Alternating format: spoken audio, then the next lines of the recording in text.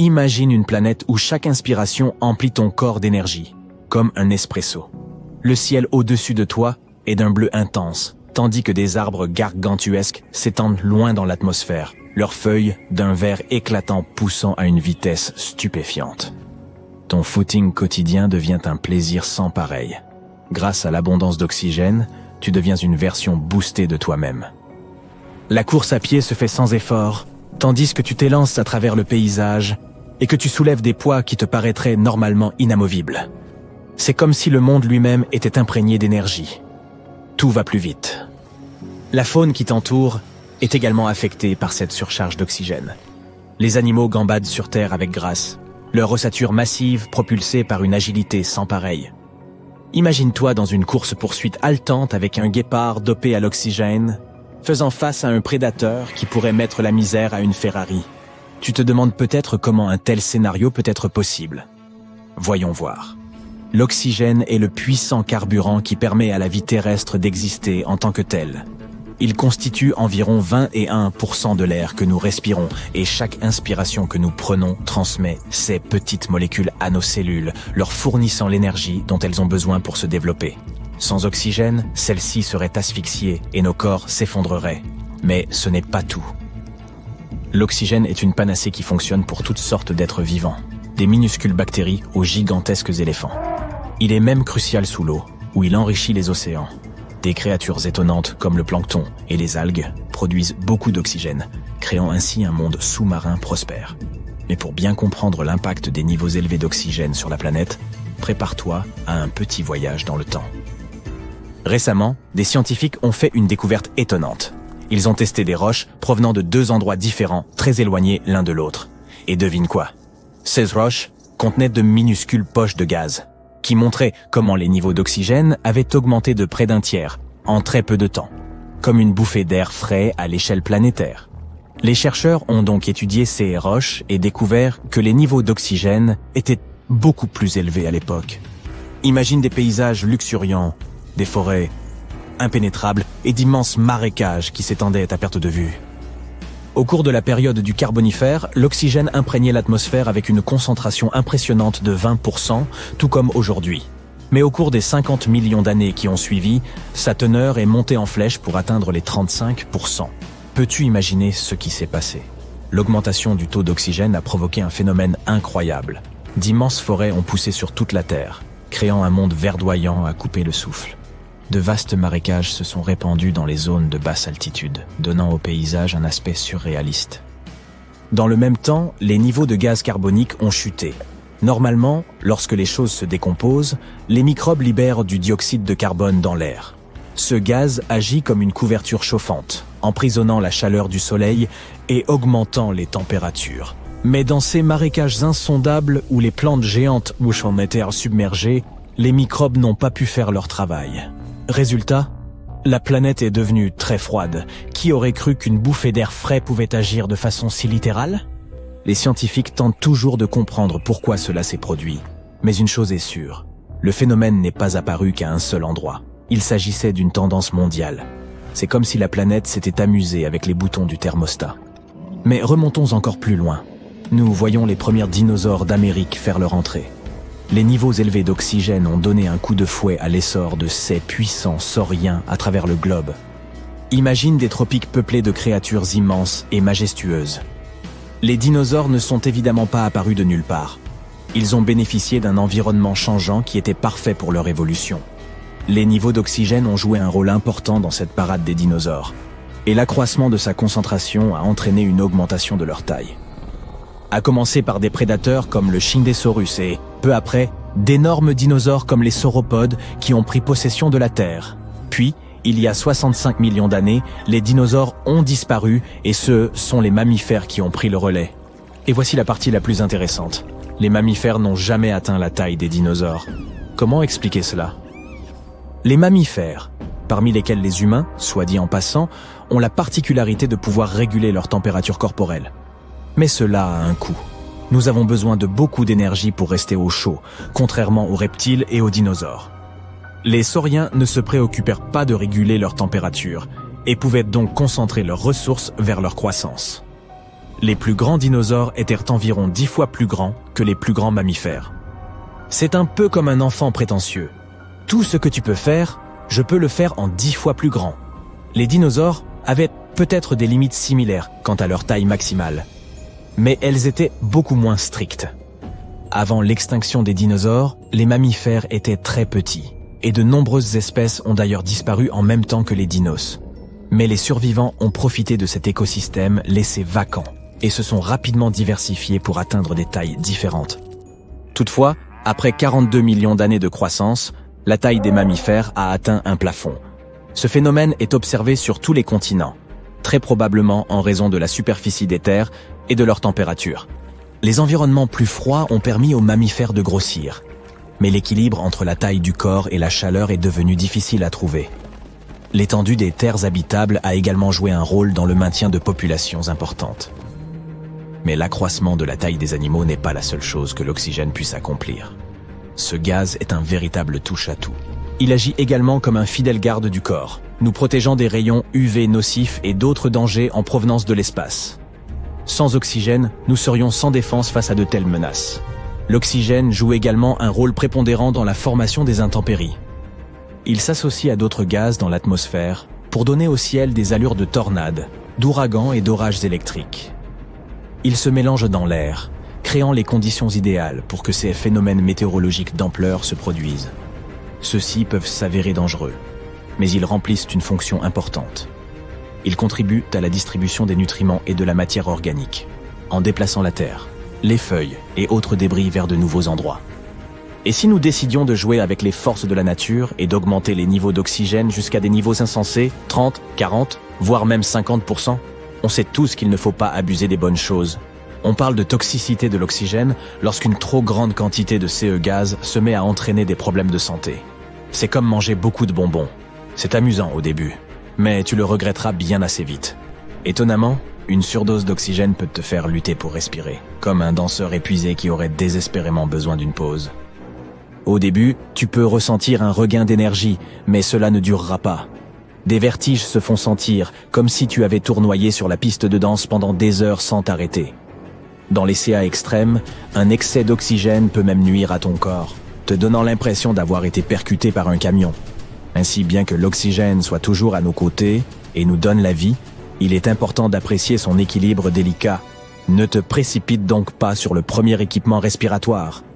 De plus, nous ne serions pas les seules créatures à pâtir de cette orgie d'oxygène. Les mammifères, dans leur ensemble, auront du mal à s'adapter à ces niveaux extrêmes. L'équilibre des forces entre les espèces changera radicalement, et les gagnants lutteront pour leur survie dans un monde qui échappera à tout contrôle. Nous aurons besoin d'abris plus robustes pour faire face à ces animaux disproportionnés. Il nous faudra rester agiles pour éviter les dangers. Et au milieu de tout ce chaos, on observera des efforts d'adaptation étonnants. Les oiseaux voleront plus haut que jamais, surplombant jusqu'aux nuages. Prépare-toi également à des catastrophes naturelles plus nombreuses et à des écosystèmes à l'équilibre toujours plus précaires. Les incendies se déclencheront très rapidement et feront rage pendant des semaines, faisant des feux de forêt une menace constante. Même la plus petite étincelle provenant d'un feu de camp pourra provoquer un véritable désastre. Nous devrons repenser nos méthodes de cuisson et de chauffage, afin de rester en sécurité dans ce monde suroxygéné. Mais n'oublions pas un autre aspect de l'oxygène. Si la teneur de notre planète était un peu plus faible, mettons environ 15%, nous serions confrontés à une lutte tout à fait différente. Chaque respiration serait difficile, ce qui nous épuiserait et nous laisserait constamment à bout de souffle. L'activité physique deviendrait extrêmement âpre et notre mémoire et notre concentration en pâtiraient. Soyons donc reconnaissants pour les niveaux d'oxygène dont nous disposons aujourd'hui. Ils représentent l'équilibre parfait pour nous permettre de nous épanouir. Au cours de notre aventure millénaire au sein d'un monde riche en oxygène, nous avons pu admirer des merveilles à couper le souffle et constater l'équilibre délicat de notre planète. Chérissons la magie de chaque respiration. Respectons le rapport qu'entretiennent l'oxygène et la vie. Et profitons de chaque instant de l'incroyable périple qu'est notre existence sur Terre. Un séisme de magnitude 15 pourrait détruire complètement la planète et faire s'évaporer toute l'eau en quelques secondes, rendant la Terre inhabitable. Plus d'1 demi-million de séismes sont enregistrés chaque année. Mais aucun n'atteint une telle magnitude. 90% des tremblements de terre se produisent dans la ceinture de feu du Pacifique. Le sol y est comme de la gelée. Il tremble presque constamment. Le séisme le plus puissant qui ait jamais frappé la Terre avait une magnitude de 9,5. Une telle puissance est capable d'allonger ou de raccourcir une journée. Or, il se produit sans doute en ce moment même un séisme tout près de vous, causé par un grain de poussière atterrissant sur une table. Mais sa magnitude est de -15. Les tremblements de terre se produisent lorsque les plaques tectoniques se déplacent. Ce sont comme des pièces de Lego mal fixées.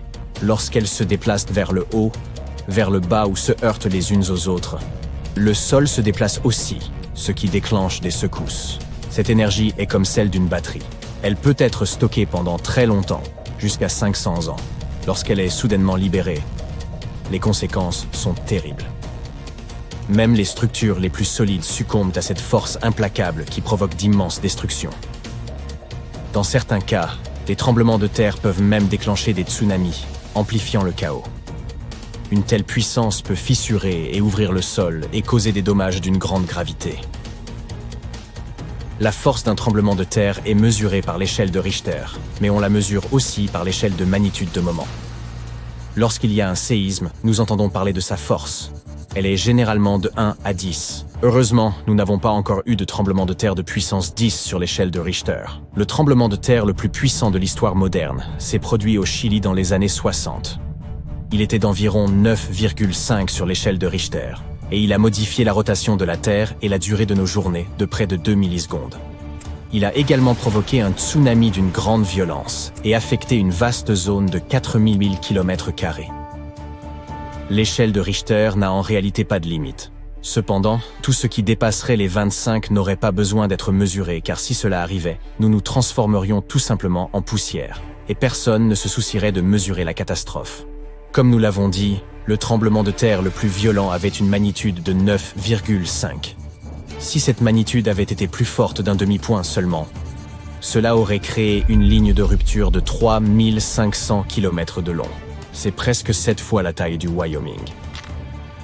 Un tremblement de terre de magnitude 11 créerait une fissure courant sur la moitié du globe.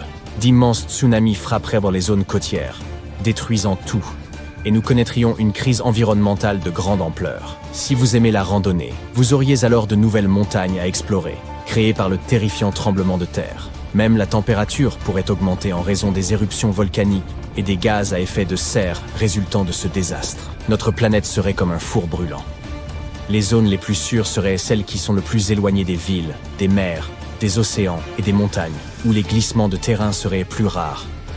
Les pays non préparés aux tremblements de terre seraient totalement détruits et les villes se transformeraient en tas de décombres et de poussière. Et monter encore sur l'échelle de Richter ne ferait qu'aggraver les choses. Mais rassurez-vous, un tremblement de terre de cette puissance est impossible. La Terre ne dispose pas d'assez d'énergie pour produire de tels séismes. Mais il y a quelque chose qui possède beaucoup plus de puissance et qui peut provoquer des méga-séismes. Les astéroïdes ont suffisamment de force pour détruire notre planète, comme nous le savons bien depuis l'ère des dinosaures. Cet astéroïde faisait environ 10 km de long et a causé d'énormes dégâts sur la planète. Il a déclenché des tremblements de terre qui ont secoué le sol pendant des mois.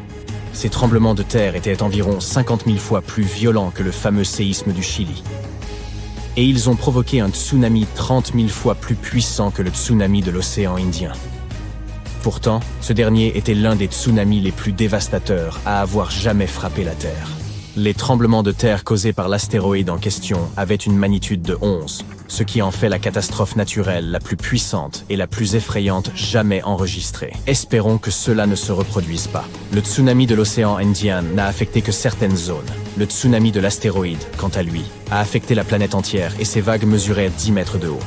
Même si vous aviez voyagé jusqu'à l'endroit le plus reculé de la Terre, vous n'auriez pas pu échapper à ce cauchemar. Un séisme de magnitude 15 ne serait pas 50% plus fort que le séisme du Chili. Cette échelle ne fonctionne pas comme ça. Il serait environ 100 millions de fois plus puissant qu'un séisme de magnitude de 9,5. Il pourrait faire s'évaporer toute l'eau sur Terre, nous laissant dans un désert immense sans possibilité de survie. Tous les écosystèmes s'effondreraient, toutes les chaînes alimentaires seraient rompues, et probablement seules quelques bactéries ultra résistantes survivraient à ce fléau. Et ce n'est là qu'une toute petite partie de la catastrophe qui surviendrait alors. L'océan régule la température de notre planète. Sans lui, la Terre serait super chaude. L'océan sert également de bouclier contre les puissants rayons du soleil. Il absorbe la chaleur et refroidit la Terre. Selon les scientifiques, le plus grave pour nous serait l'impossibilité pour la croûte terrestre de résister aux violentes secousses d'un tremblement de terre de magnitude 15. Si par miracle notre planète survivait et ne tombait pas immédiatement en poussière, il y aurait quand même d'énormes failles dans sa croûte. Le sol deviendrait gélatineux. Il bougerait de manière aléatoire, vers le haut, le bas, la gauche et la droite, et aucun bâtiment ne pourrait tenir. Nous serions renvoyés à l'époque de Stonehenge. De tels mouvements tectoniques sont extrêmement dévastateurs. Une chose similaire s'est produite au Japon, lorsque les plaques tectoniques se sont écartées d'une 50aine de mètres l'une de l'autre, puis se sont rapprochées, créant un séisme de magnitude 9. Aucun endroit sur Terre n'est à l'abri de ce phénomène naturel qui fait froid dans le dos. Pourtant, certaines zones sont plus susceptibles d'être détruites que d'autres, comme la ceinture de feu, où se produisent 90% des séismes. C'est un endroit où les séismes sont presque quotidiens. La ceinture de feu est située dans l'océan Pacifique. Elle forme comme un anneau le long des continents qui bordonnent le Pacifique. Là, plusieurs plaques tectoniques se rencontrent, et le sol y est extrêmement instable. Pour rendre le problème encore plus terrifiant, 75% des volcans actifs se trouvent dans cette zone. 90% des volcans endormis s'y trouvent également, rendant cet endroit extrêmement dangereux. Les scientifiques surveillent attentivement cette région et cherchent un moyen de prédire quand le prochain séisme frappera. Mais la ceinture de feu n'est pas le seul endroit à risque. En Californie, le long de la faille de San Andreas, 2 plaques tectoniques ont accumulé de l'énergie pendant plus de 200 ans. La faille de San Andreas s'étend sur 1150 km et pourrait causer un puissant tremblement de terre. Les gens de cette région ont très peur des séismes. Celui de San Francisco en 1906 a marqué les esprits. Il avait une magnitude de 7,8 sur l'échelle de Richter. Les prédictions des scientifiques sont effrayantes. Ils disent que la probabilité d'un tremblement de terre de magnitude 6,7 est très élevée dans la région. Si tout commence à mal tourner, il vous faudra savoir quoi faire.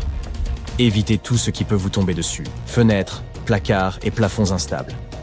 Les experts ont l'habitude de dire que dans de telles circonstances, il faut se baisser, se couvrir et s'accrocher. Restez près du sol. Cachez-vous sous quelque chose de stable et ne bougez pas jusqu'à ce que les secousses cessent. Restez même sous votre abri pendant 2 minutes de plus, au cas où il y aurait des répliques ou des chutes de débris. Assurez-vous qu'il n'y a pas de fuite de gaz. Si ça sent le gaz, n'allumez pas les lumières et ne faites rien qui pourrait l'enflammer. Restez fort et gardez courage.